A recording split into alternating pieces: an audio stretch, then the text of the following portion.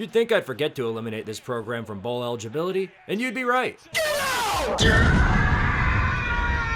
I wish I could eliminate them from football altogether. Let's roll. Here we go. Whoa, it's trouble with the snap. To win, you gotta not lose. Not conferences, different leagues. Happy Thanksgiving, everyone. It's the day of the year where you get to completely forget about dieting and have an excuse to eat whatever you want. Because of the holiday, I've had my fair share of preparations I had to take care of outside of YouTube. But nonetheless, it's time again for some more college football action. I'm not going to cancel this week, and I never will again. It's Rivalry Week Eve, and the slate we're presented with certainly makes it feel like it. So for your sake, as family time is very important, I'll spare you some of the lousy details of this week's games and tell it to you straight. So let's go ahead and dive into the chaos. How is it that every single week that Florida State gets on the football field, they look less and less competent with every time they snap the ball? The only answer to that question comes in the form of Mike Norvell. When you build the team off of one-year mercenaries, expect them to give you the effort of mercenaries playing for the bag. There's only a handful of guys on the field who are willing to do much of anything now, and one of them is Deuce Robinson. While he hit 1,000 yards receiving on the season, he's about the only reliable offensive target they have remaining. Won't be enough against a revitalized NC State looking for Dave Doran's extension. As incompetent as the Tank Knoll offense was, their special teams made USC's look like a genuine threat. FSU is a threat too, but only to themselves. Led to Norvell getting another loss on his plate, and as a consolation prize for the program, he's back for a 2026. Want me to eliminate you from bowl contention now or next year? It's in the oddest of moments in time that Dan Mullen proves he's an offensive mind worthy of being a threat. In a battle against a pretty strong Timmy Chang Hawaii team, he came out and sawed through the defense like rotted wood. Anthony Calandria had himself a day with 3 touchdown passes, and the defense responded with the brutalization of the Rainbow Warrior offense. They had no answers for the Rebels' 470-yard game. Thanks to your contribution, the Mountain West is in complete disarray with no sign of recovery. This is an effect we like to call development. No way could I go through this week without giving my kudos to this game for existing. Like Army and Navy, it is a spectacle of a football game that deserves its fair share of love. No love for Harvard though, as Yale took quick control of this game off the back of Josh Pitzenberger. Dante Reno had little trouble slaying the defense, which opened the game for the offense to completely dismantle the opposing defense later in the game. Off of a newly revitalized airball game for Yale, they head to the FCS playoffs as the first automatic berth for the Ivy League. A statement in history for sure. Give them a spot in the FBS one of the ACC, why don't you?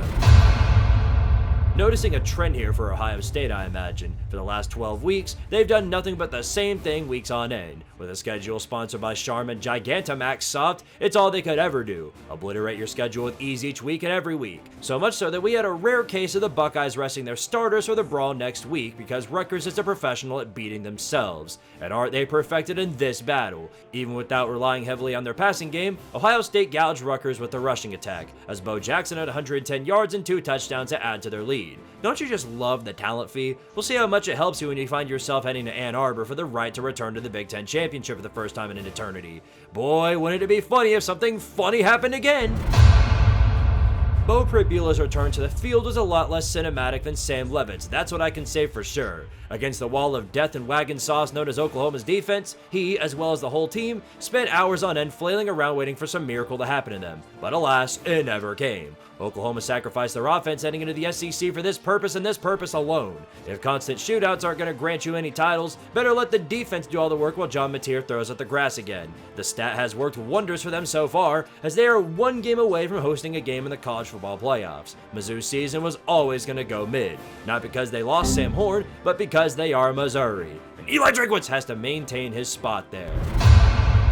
Despite the hopes and dreams of every fan in attendance, this game was nearly similar to that of the previous. There was drama for sure, but not in the game itself, but rather the ACC ref ball that came along with it. Didn't stop Carson Beck from slinging the football against the Hokie defense with minimal effort. Malachi Toney had an elite game, as well as the offensive line, which actually blocked for Beck with near perfection. The Hokies have a running game for sure, but nowhere near enough to get the job done with a passing game built off of a ballless turkey. A turkey with no balls. The Canes, still ranked outside of the top 10 in the playoffs, have to beat Pitt convincingly to right their spot in the postseason. Can you ever trust Super Mario to win outright? I'll leave that to your jurisdiction.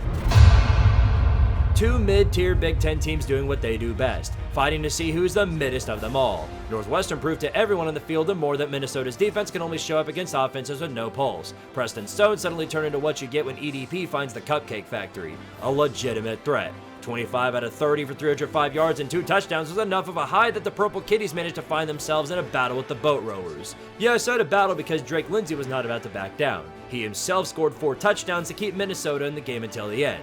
That was until Northwestern's Jack Olson hit a 33-yard field goal to put the Kitties up by 3 late in the fourth quarter. The Gophers were able to drive down the field off of several great plays, but alas, destiny calls. Roach at Wrigley. No good! Off of the holy grail of PJ Fleck superstition, Northwestern finally grabs a win at Wrigley Field for the first time in forever, and that's their home field supposedly. And in the process, they make their mark in the postseason. If I know anything about how the season must finish for Minnesota, please take a look at the numbers 7 and 5 together, and that describes PJ Fleck as confirmed. Wasn't that a fun season for like 8 weeks or so, Cardinals? You know all too well how this always ends under Jeff Brom. Louisville was missing Miller Moss off of a foot injury as well as Isaac Brown, being due to the injury bug. Meanwhile, Kevin Jennings was having himself the best night he ever had on the Cardinal defense. That plus the remaining offense garnered nearly 500 yards on their useless-ass defense. Deuce Adams tried his best to fill the void left behind by Moss, but was quickly submerged under the horsey might. SMU is now 14-2 as an ACC member, bolstering all the narratives around Tate Conference even further. Louisville maintains their status as the White Castle of the ACC. There, but nobody cares. Baylor sought to look competent after their opening drive against Arizona, and they succeeded to perfection. They then responded by taking the best however much time to replace their brains with simple playing monkeys and vanished from sight. Zona went on a 27-0 scoring run after the half and never looked back. Kendrick Riscano and Chris Hudson came up as 2 big playmakers nobody would have ever expected and led the Desert Kitties over the Bad News Bears with minimal effort. Dave Aranda lost whatever fire he had as he was seen laughing with Brett Brennan at the end of the game. Would this be enough to get him out of Waco? Nope, he's extended again because eat shit and perish. Welcome back to the dumpster, Kansas. Yes, I know you're all too used to this position, but that doesn't erase the past nor does it prevent you from coming back to it. Human civilization always has a way of repeating history, and here you are right back in your natural habitat. Whatever defense you brought to the tables of recently was nowhere to be seen against the might of Rocco Purdy and the Cyclone offense. Even with the attempt you had to retaliate, turnovers and self-mutilation was the dagger that did the Jayhawks in yet again. Matt Campbell gets the win to confirm his 8th winning season as Iowa State's coach. Don't forget that for many a moment in time, you were in Kansas's possession in football, so don't take this for granted. Consider this a moral victory for Ole Miss. After the week that they've had, they need some love where they can get it, and that came in the form of James Madison riding the struggle bus against the mid-tier Wazzu football team. It took the effort of the James Madison defense to keep this squad away from actually pulling off the upset. A pick 6 plus several stop drives kept the Dukes with opportunities to get away. Once the opposition became gassed, Alonzo Barnett and Wayne Knight were able to take advantage of it and eventually get over the hump. This keeps their very slim playoff hopes in check. They just have to hope the American somehow eats itself alive to an even bigger extent than what we've already seen. Wazzu's hopes for a bowl game align on whether or not they can win the Pac-12 championship again. Wait, they lost this game? What the hell?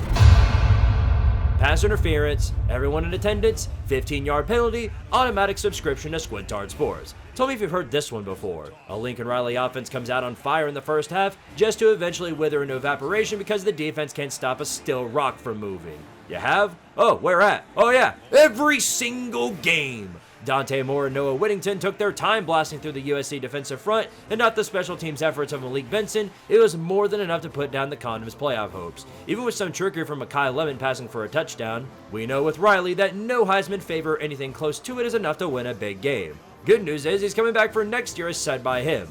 That's good news, right? Some viewers may find the following video disturbing. Viewer discretion is advised. Princeton, go lay down.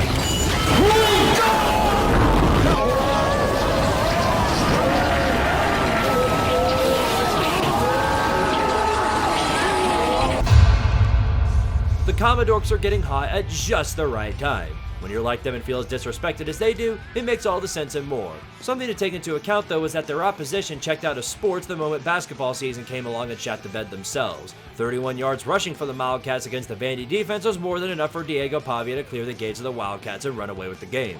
Cutter Boley's back. Yeah, anyway, Vandy's path to the playoffs is all in whatever happens in Knoxville. No matter what happens in that game, I know for a fact, salt will be everywhere. I don't know how or why, as an Arkansas fan, you'd even bother to watch this game. I'd be protesting by refusing to watch, or better yet, hate watching to accelerate the coaching search. Even with the great day of offense they had, by the time they found their pulse, they had made so many mistakes that Texas had garnered a lead they couldn't overcome. Arch Manning had himself a day that probably let Texas into the playoffs, with 400 yards passing and a DeAndre Moore masterclass. We know by this that if A&M fumbles the bag, that a team that somehow lost to Billy Napier will be looking at the playoffs with them in it. Arkansas remains undefeated versus Arkansas. Yep, we're right back where we started with Iowa. Once again, they have an offense capable of moving forward, overly reliant on the special teams and defense to do their dirty work. A strategy effective against the Spartans, as their passing game is overly reliant on explosive plays. And despite the 10-point lead late, the Hawkeyes were able to rebound with Mark Gronowski remembering he had talent. Led to the ball game tied up at 17 apiece before the Hawkeyes got the football back, and with no time left to lose, they do the funny again. Can he be the hero?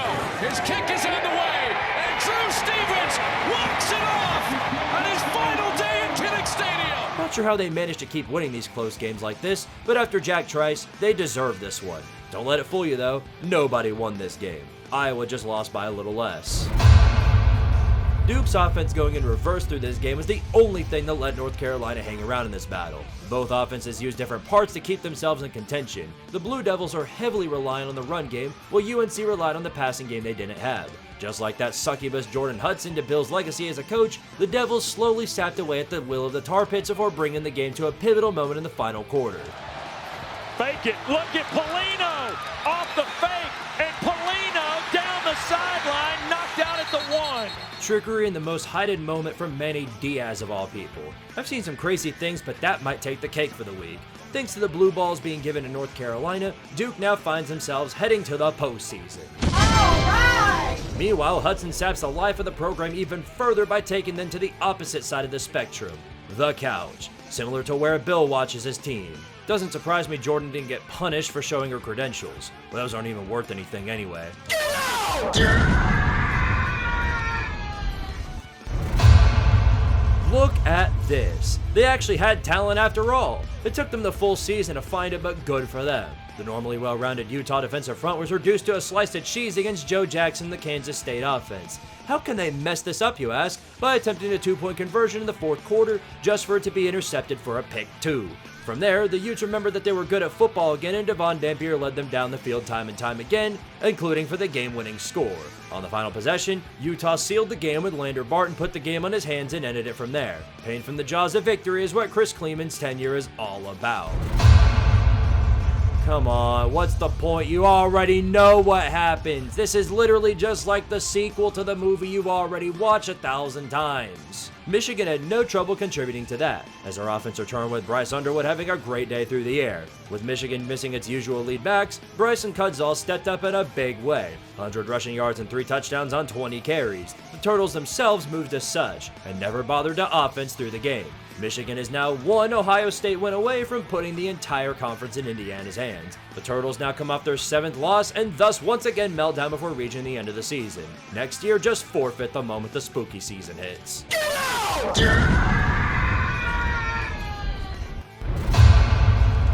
2016 is really just 2025 in disguise, huh, Houston? Or is it the other way around? Either way, you were always cooked. The instability of your offense proved that to be the case. Josh Hoover completed 24 of 33 passes for almost 300 yards and 2 first-quarter touchdown passes, contributing to Eric McAllister's stats even more. Despite committing multiple turnovers and 70 penalty yards, TCU's defense bent but didn't break. The opposition went completely inept on third downs, leading TCU to a much-needed win on what's otherwise been a mid-season for them. This was always going to be a massive improvement for the Cougars, but they'll always be thinking about how it could have been better had they not shitted themselves constantly in multiple games. I know the pain of that. Everybody does.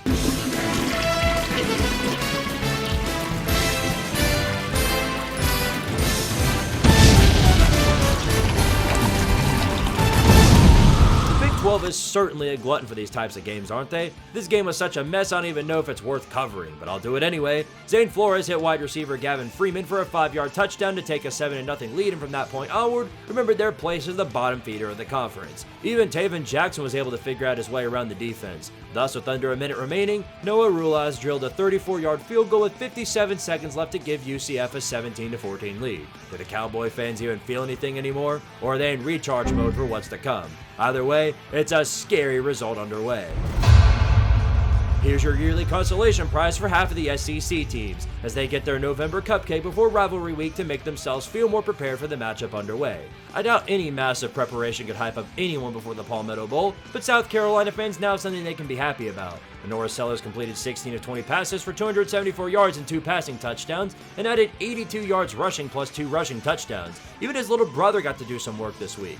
No, I'm not talking about Kentucky, but rather Jaden Sellers. If nothing else, you have a confidence boost heading into the end of the season where you play Clemson at 10 o'clock a.m. on Comedy Central. Dude, what the flip happened here? And what can only be described as a catastrophic failure of the Haynes King or Parrish operating system, Georgia Technical Institute crashed approximately 4 minutes into runtime. By the early second quarter, the Yellow Jackets are already down 28-0, a deficit produced through a disastrous combination of turnovers, defensive segmentation faults, and the Pittsburgh Panthers running a highly optimized big play algorithm. But the real computational powerhouse was the game of freshman Jakarian Turner. Pitt's defense generated just enough late-game resilience to prevent Georgia Tech from completing the full comeback sequence. A couple of forced incompletions and an ill-timed Georgia Tech misread essentially stalled the Jackets' final drive. This loss, surrendering a 28-0 deficit before making it competitive, is basically the non-hypothetical Georgia Tech Clown of the Week submission formed in triplicate. Now, if you would excuse me, I must get back to my Star Trek marathon. What the hell was that? Which one would you take? The team without a coach or the team without a quarterback? Wrong. I'd take neither. But alas, there had to be a winner, and since the replacement for Dylan Mahomes had nothing to give against the revitalized Penn State defense, it led to disaster for the Cornhuskers. Katron Allen had a milestone day, and while Emmett Johnson tried to repeat those numbers, his quarterback spending most of the day with his face on the turf did them and the team no good in the end. Even when they actually reached the Penn State goal line, they failed to score a touchdown. That problem, failing to convert red zone chances, had plagued them through the entire season. Bowl hopes for the Lions align in their final game of the season, but do they even want to go?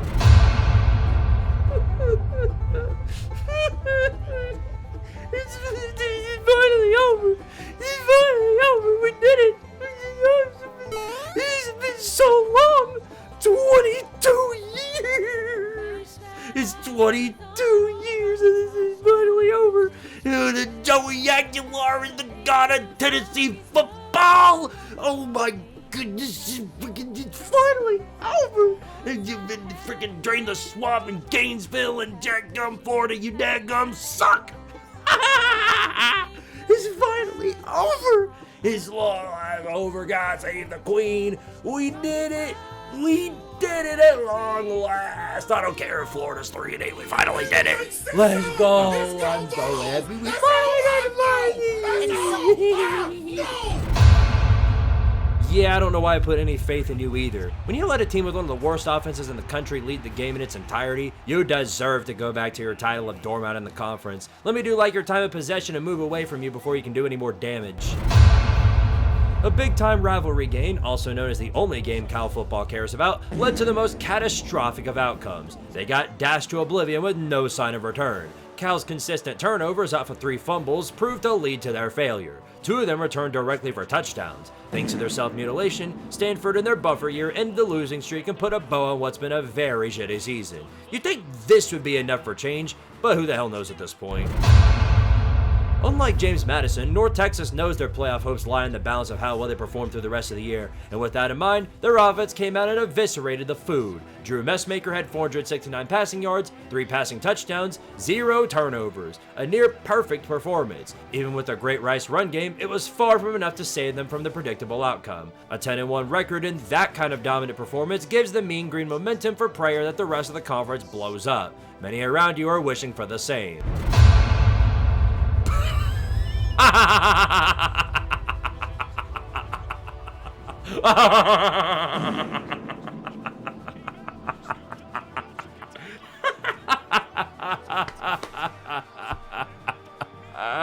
Oh yeah, you deserve to pay the full buyout.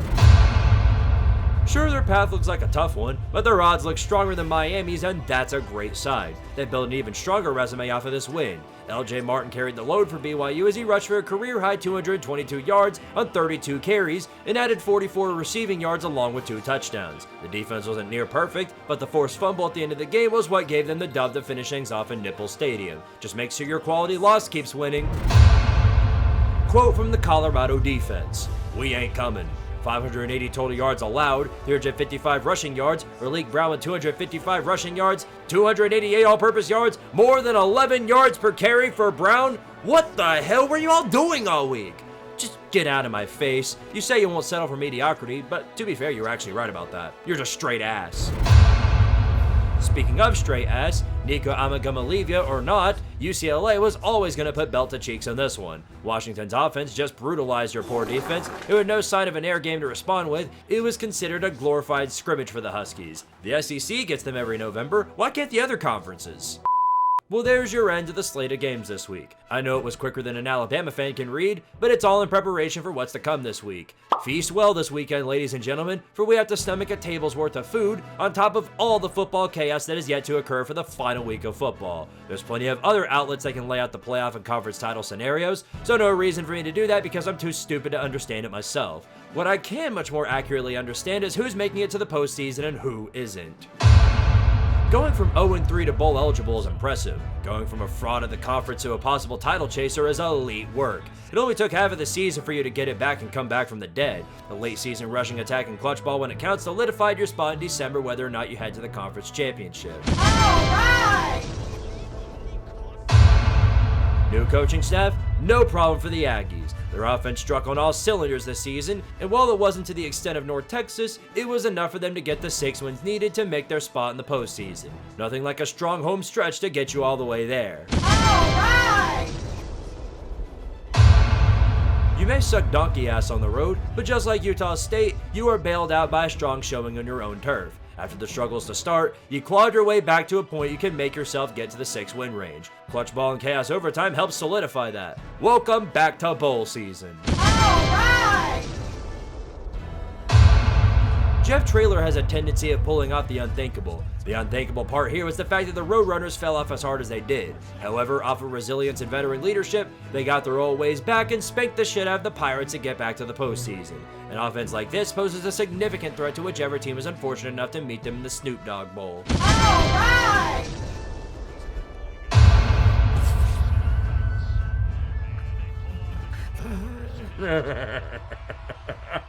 Took you long enough to get here, huh? Say the line, Dabo. To win, you gotta not lose. Need I say more? Of course I don't. Alright! This season was never going to go the ways of Kent State. In fairness, it's impossible to do worse than 0-12, so that was enough to propel Mark Carney to the starting position as head coach rather than just an interim. The team overall was far superior than the previous in leadership coming back, however, it was never going to be enough to win 6 games. Try again next season.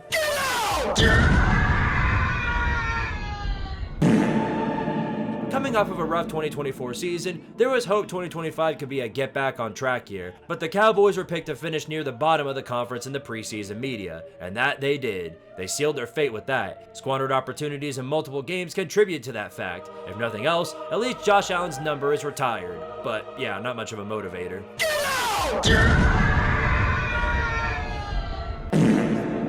Mike Yuramovic had a major uphill climb in his first season. They showed some backbone in the MAC this year, but not enough to actually win games. The team managed several wins at home, but with the 15-point average per game, they were never going to win much more than this. Tough break for Testicular Tech.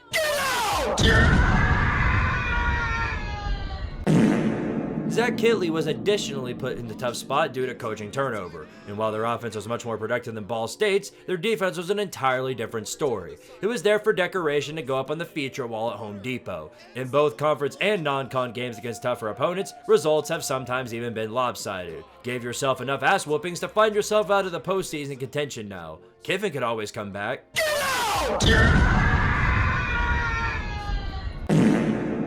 Speaking of coming back, I've never been one to say to give Hugh Freeze a second chance, but with him out of Auburn and you out of a bowl, it wouldn't hurt all that much. I expected way more of Jamie Chadwell in his third season, but I too am left bamboozled. Coming off previous seasons where Liberty competed for conference titles, 4-7 is a very steep drop. Use the extra time in the offseason to reconsider who you're letting coach the offense. Think extra hard about it.